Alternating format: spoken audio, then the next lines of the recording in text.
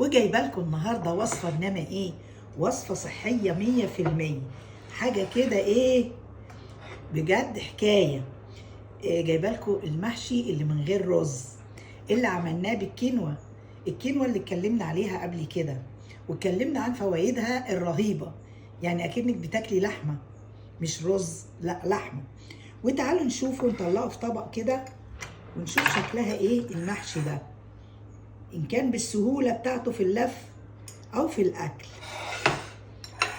تعالي نبص كده، افتحي كده، ده المحشي بتاعنا، وقطعي بقى لحمه وكلي. شايفين جمال المحشي؟ بجد ملوش حل.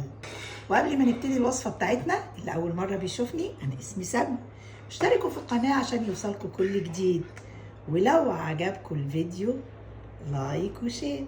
ويلا بينا على الوصفه، ويلا بينا نعمله اجمل محشي صحي ومن غير رز، لكل انواع الدايت والسكر. عندنا دلوقتي بصلايه كبيره متقطعه، والمحشي كل ما بتزودي له البصل بيبقى حلو قوي.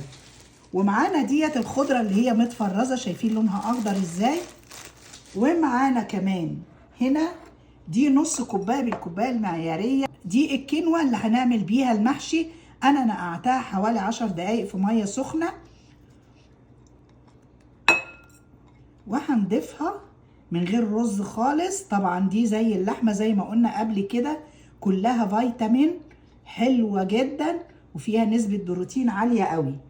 ومعانا علبه صلصه وهننزلها، ولو عندك طماطم، عصير طماطم طبعا هيبقى احلى. نص معلقه صغيره 7 بهارات، ومعلقه ملح صغيره، نص معلقه فلفل اسود، ونص معلقه معجون شطه، ودي اختياري طبعا. ومعانا الزيت حوالي 3 معالق كده، ونقلب الخلطه بتاعتنا على بعضيها. احلى محشي، اجمل محشي هتاكليه في حياتك، وصحي جدا، ولا اسهل ولا اطعم من كده. وادي شكل الخلطه بتاعتنا بعد ما خلصت. ومعانا بقى بعد كده الكرنب. الكرنب احنا سالقينه، والورقه نصين بس، لان الورقه عندنا صغير، هنعملها بالطول بالشكل ده. شايفين كلها بالشكل الجميل ده. وتعالوا نلفها بطريقه سهله جدا وعملناها قبل كده، وتعالوا نشوف هنعمله ازاي. بصي، هناخد الورقه كده، وهناخد، ما تحطيش كتير لان الكينوا بتزيد قوي، وعلشان كمان تعرفي تلفيها. وهتيجي من الجنب ده تتنيها كده زي ورق العنب اما بتتنيه كده، ونبتدي نلف.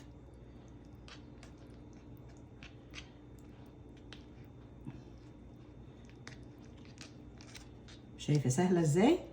وهنيجي الحرف الرفيع تدخليه لجوه كده، وتبتدي تلفيها، وكده احلى محشيه. يعني بصي، شايفين شكل المحشي؟ تعالوا نعمله واحده تانية كمان. الورقه اهيت، اسرع محشي واحلى محشي كده. خلي الناحيه الرقيقه دي كده اللي ما فيهاش عروق بتبقى من بره، اللي هي الناحيه المدوره. بصي، وهنيجي نتنيها بالشكل ده. وادي شكل المحشي بتاعنا. ايه رايكم في الجمال ده؟ ويلا هنكمل الكميه ونوريها لكم.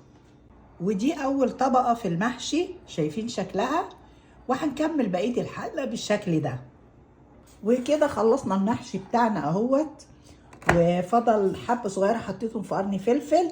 الورق الصغير اللي ما ينفعش يتلف عملته صوابع بالشكل ده.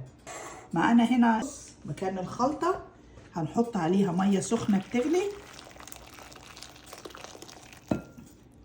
وهنزودها شويه ملح.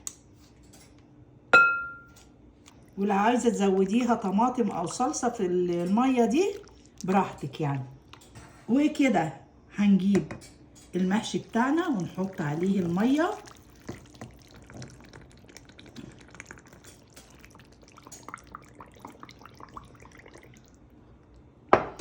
شايفين كده؟ يا دوبك الميه باينه من المحشي.